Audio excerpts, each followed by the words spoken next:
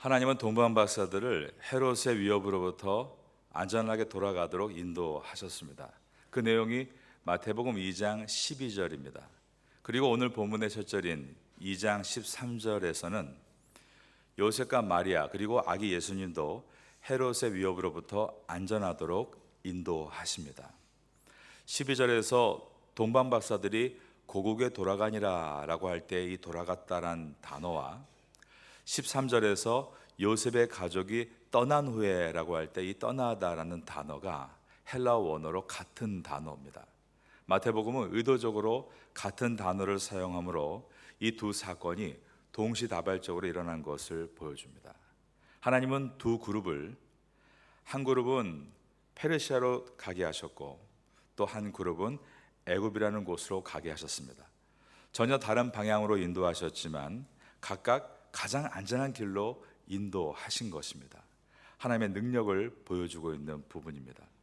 마태복음 2장 13절 말씀 다 같이 보겠습니다. 그들이 떠난 후에 동방 박사들을 말합니다. 주의 사자가 요셉에게 현명하여 이르되 헤롯이 아기를 찾아 죽이려 하니 일어나 아기와 그의 어머니를 데리고 애굽으로 피하여 내가 내게 이르기까지 거기 있으라 하시니. 그 당시에 애굽은 로마의 식민지로서 이 이스라엘의 헤롯 왕의 통치권 외의 지역입니다. 애굽에는 100만 명 정도의 많은 유대인들이 살고 있었습니다. 특별히 애굽 내의 알렉산드리아라는 도시 안에는 헬라화된 유대인들이 많았고 또 그들이 영향력이 있었기 때문에 헬라어로 된 구약 성경을 집필하게 됩니다. 우린 그 헬라어 구약 성경을 셉투아진트 70인역이라고 부르게 됩니다. 애굽 내에 유대인들이 단지 숫자적으로만 많은 것이 아니라 사회 내에서도 큰 영향력이 있었다는 것을 보여줍니다. 13절에서 내가 내게 이르기까지 거기에 있으라, 이 말은 하나님은 요셉과 마리아가 아기 예수님을 잘 양육할 수 있도록 안전하게 인도하고 계신다라는 뜻입니다. 그리고 그들이 돌아오는 날도 요셉과 마리아가 어느 한 사람의 결정으로 되는 것이 아니라 오직 하나님의 계획 안에 있었다라는 뜻입니다. 그러므로 요셉과 마리아는 하나님의 시간에 귀를 기울여야 했고 그 시간까지 인내해야 했습니다. 이어지는 14절은 요셉이 이러한 하나님의 명령에 대해서 얼마나 잘 순종했는가를 보여줍니다. 14절입니다. 요셉이 일어나서 밤에 아기와 그의 어머니를 데리고 애굽으로 떠나가. 요셉이 일어나서, 이 단어가 성경 원어로 에게르데이스라는 단어인데 뜻은 명령이 떨어지자마자라는 뜻입니다. 즉 하나님께서 명령하시자마자 요셉과 마리아는 주저함 없이 행동을 취했다는 것입니다. 하나님은 우리를 안전한 길로 인도하십니다. 가장 좋은 길로 지금도 인도하고 계십니다.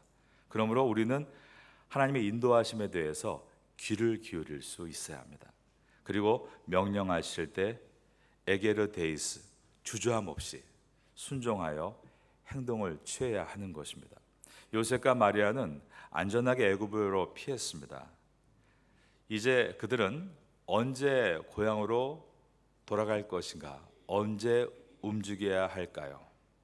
여러분 가운데도 지금 하시는 어떤 사업이나 또 공부나 태국 생활에 있어서 내가 언제 움직여야 되는가 고민하는 분들 분명 있으실 겁니다. 하나님이 명령하실 때입니다.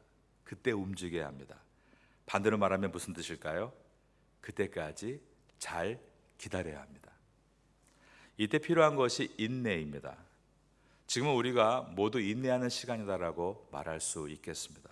여러분은 하나님께서 여러분의 길을 가장 잘 인도하신다는 것을 믿고 신뢰하며 여러분의 모든 사업에, 학업에, 여러분의 모든 생활에 개입하신다는 것을 생각하고 하나님의 인도하심을 따라 살겠습니다 고백하고 또 지금 잠시 정체되고 있다면 잘 인내하심으로 마지막 주님의 계획하신 목적지까지 걸어갈 수 있게 되기를 예수님의 이름으로 축원합니다. 마태복음은 유대인들을 위해 기록되었습니다. 이것을 보여주는 구절이 바로 2장 15절입니다. 헤롯이 죽기까지 거기 있었으니 이는 주께서 선지자를 통하여 말씀하신 바 애굽으로부터 내 아들을 불렀다 함을 이루려 하심이라. 이것은 그 당시 유대인들이 아니면 도저히 할 수 없는 말이죠. 유대인들이 알고 있는 호세아서 11장 1절을 인용하고 있는 것입니다. 호세아서 11장 1절에 보면 이스라엘이 어렸을 때에 내가 사랑하여 내 아들을 애굽에서 불러냈거늘 이란 말씀이 있습니다. 이것을 가지고 마태복음 2장 15절은 헤롯이 죽기까지 거기 있었으니 이는 주께서 선지자를 통하여 즉 호세아 선지자를 통하여 말씀하신 바 애굽으로부터 내 아들을 불렀다 함을 이루려 하심이니라 라고 했습니다. 유대인들은 이 말씀을 듣자마자 그들이 가장 존경하던 지도자 모세를 떠올렸을 것입니다. 모세 시대 때 애굽은 하나님의 백성을 억압하던 장소였죠. 모세는 애굽에서 광야로 부름받아 하나님의 사람으로 준비된 다음 다시 애굽 땅에 들어가서 이스라엘 백성을 구원했습니다. 마태복음은 이러한 내용들을 알고 있는 유대인들에게 예수님은 하나님의 백성을 흑암에서 건져낼 메시아 그리스도이시다를 설명하기 위해서 15절에서 이는 주께서 선지자를 통하여 말씀하신 바 애굽으로부터 내 아들을 불렀다 함을 이루려 하심이라 라고 인용한 것입니다. 이 예언이 이루어지게 된 사건이 바로 예수님께서 이 땅에 오신 사건이다 라고 선언하고 있는 것입니다. 한편 헤롯은 박사들을 속여서 베들레헴에서 아기 예수의 정보를 얻으려고 했는데 박사들이 예루살렘으로 돌아오지 않고 곧바로 페르시아로 떠납니다. 그러자 자신이 되려 속았다는 사실에 심히 경노했습니다. 16절을 보겠습니다. 이에 헤롯이 박사들에게 속은 줄 알고 심히 노하여 사람을 보내어 베들레헴과 그 모든 지경 안에 있는 사내 아이를 박사들에게 자세히 알아본 그때를 기준하여 2살부터 그 아래로 다 죽이니. 여기서 속았다라는 단어인 원어 에네파이크라는 단어는 단순히 속은 것이 아니라 조롱당했다라는 의미입니다. 그래서 자신의 계략에 자신이 넘어간 것에 마치 바보가 된 것 같은 수치와 분노를 느꼈다라는 뜻입니다. 그 헤롯이 한 일은 베들레헴의 지역에 남자 아기들을 다 죽이는 일이었습니다. 헤롯의 잔혹성은 베들레헴뿐 아니라 그 모든 지경 안에 있는 아기들을 다 죽였다 해서 나타납니다. 베들레헴 도시뿐 아니라 주변의 작은 마을들에 이르기까지 그 아기들을 다 죽인 것입니다. 그런데 그뿐이 아니었습니다. 마이크로비우스라는 저서가 있습니다. 그 책에 보면 제목이 축제인데 헤롯의 이 사이코패스를 보여주는데 헤롯의 명령으로 시리아 지역에 그 당시에 2살 이하의 아이들이 다 살해당할 때 헤롯의 아이도 포함되어 있었습니다. 그러므로 마크로비우스는 기록하기를 그 당시의 사람들은 헤롯의 아들이 되기보다 차라리 헤롯의 돼지가 되는 편이 더 안전하다는 말을 했다라고 기록되어 있습니다. 헤롯은 자신의 왕자를 노릴 수 있는 모든 가능성을 없애려고 한 것입니다. 오늘 본문에 들어있는 마태복음 2장은 자기의 백성을 구원하시기 위해 자신을 희생하러 오신 만왕의 왕이신 예수님과 자기의 왕권을 지키기 위해 백성들을 살육하는 세상의 왕 헤롯을 대조시키고 있습니다. 그리고 유대인들이 잘 이해하는 모세의 탄생과 오버랩 시킴으로 애굽의 바로가 히브리 사내 아기를 다 죽이려 할 때 갈대 상자에 누인 모세가 살아 하나님 백성을 구원했던 것처럼 헤롯이 베들레헴과 그 지경의 모든 아이들을 죽이려 해도 아기 예수는 살아남아 이 땅의 영혼들을 구원하게 될 것이다를 암시하고 있는 것입니다. 사랑하는 여러분, 우리 기독교의 가르침은 이것입니다. 그것은 선은 반드시 승리한다. 왜냐하면 하나님은 온 우주를 창조하시고 다스리시는 전능하신 하나님으로서 그 공의의 하나님은 모든 악은 심판하시고 공의를 회복시키시기 때문입니다. 지금 이 시대에 악이 강성하다라고 낙심하지 마시기 바랍니다. 모든 주권이 하나님께 있음을 이 새벽에 선포하시기 바랍니다. 성도의 운명은 반드시 승리다라는 것을 기억하시고 담대하게 의의 길을 걸어가시는 여러분 될 수 있기를 예수님의 이름으로 축원합니다. 17절부터 헤롯의 만행으로 죽은 수많은 아기들에 대해서 예레미야서를 인용해 말씀합니다. 이에 선지자 예레미야를 통하여 말씀하신 바 18절입니다. 라마에서 슬퍼하며 크게 통곡하는 소리가 들리니 라헬이 그 자식을 위하여 애곡하는 것이라. 그가 자식이 없으므로 위로받기를 거절하였도다 함이 이루어졌느니라. 이 내용은 주전 586년에 유다가 멸망당할 때 예레미야 선지자가 예언했던 말씀입니다.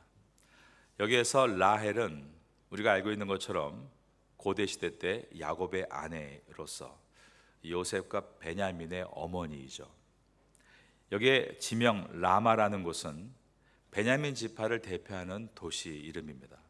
그래서 라마가 어머니의 죽음을 슬퍼하고 있는 것입니다. 그런데 이 문맥의 중요한 슬픔의 근원은 자식이 어머니의 죽음을 슬퍼하는 것이 아니라 그보다 더 어머니가 자식을 위해 슬퍼하는 모습으로 표현되어 있습니다.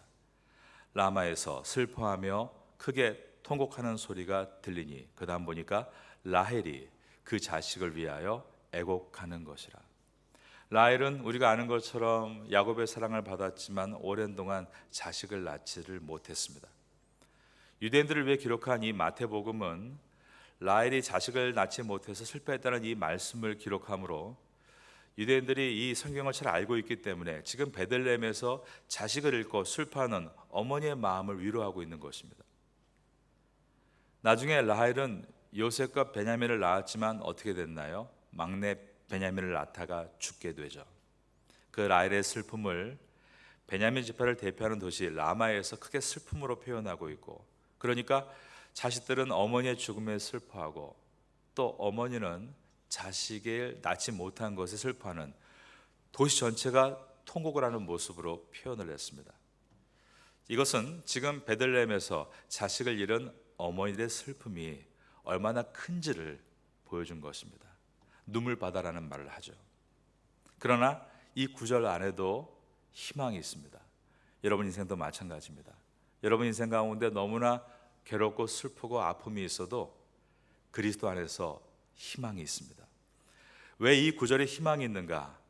그것은 이 모든 눈물이 그치는 때가 오고 있기 때문이었습니다. 그것은 인간의 모든 고통과 슬픔을 거두어 주실 예수 그리스도께서 이제 이 땅에 탄생하셨기 때문인 것입니다.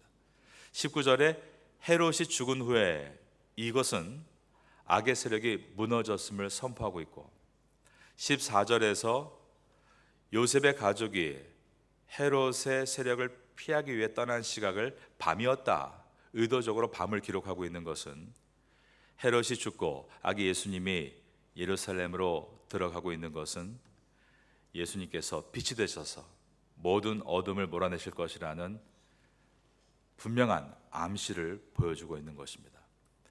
2장 20절을 보겠습니다. 일어나 아기와 그의 어머니를 데리고 이스라엘 땅으로 가라. 아기의 목숨을 찾던 자들이 죽었느니라 하시니, 요셉이 일어나 아기와 그의 어머니를 데리고 이스라엘 땅으로 들어가니라.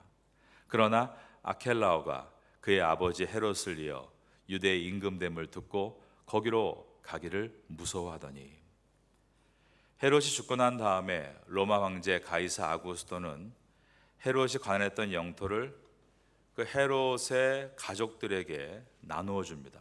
그래서 아켈라오와 헤롯 빌립 1세와 헤롯 안티파스에게 분할해 준 것입니다.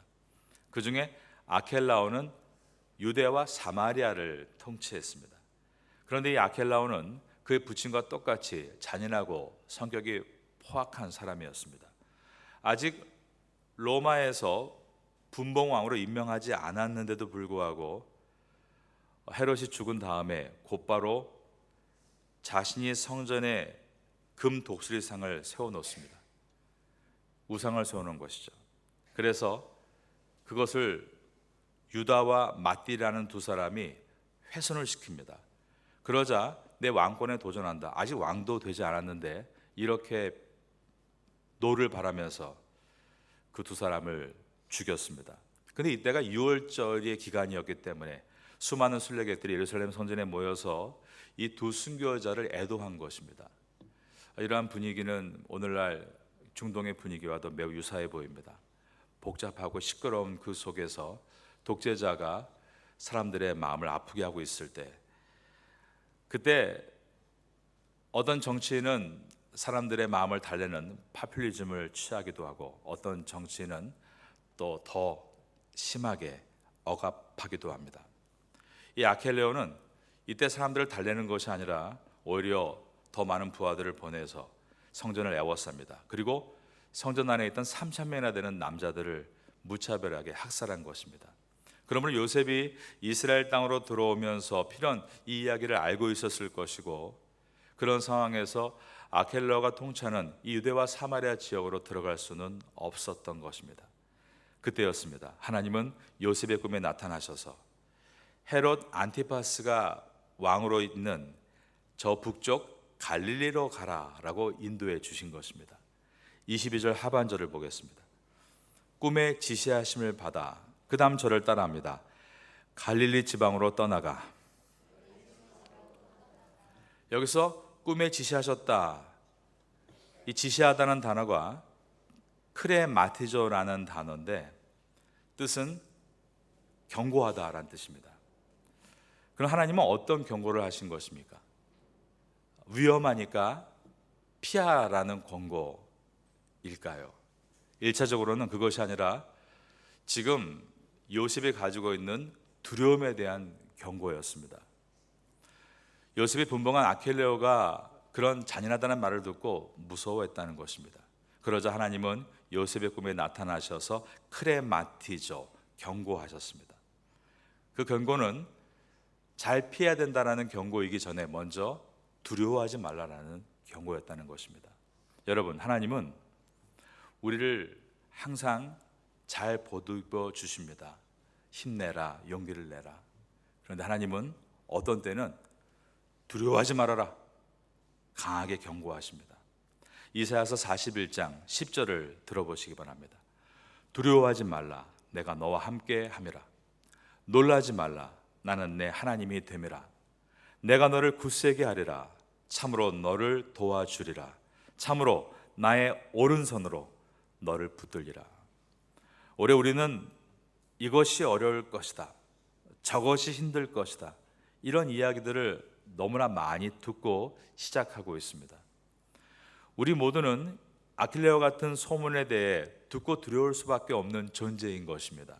중요한 것은 요셉이 비록 그의 육체의 귀로 세상의 흉흉한 소문을 듣고 있었지만 그는 또한 믿음의 귀를 열고 하나님의 크레마티조, 하나님의 경고를 듣고 있었다는 데 있습니다.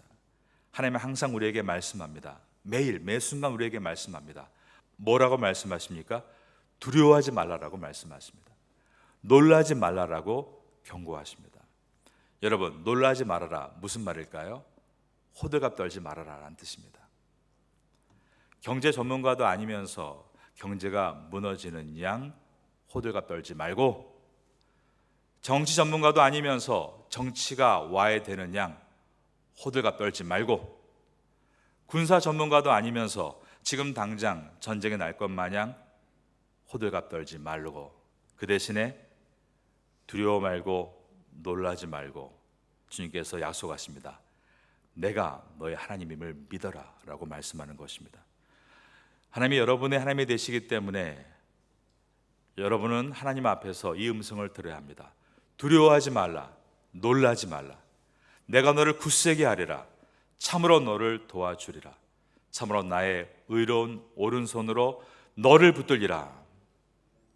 주님께서 약속하셨기 때문에 우리는 두려워하지도 호들갑 떨지도 않을 수 있는 것입니다.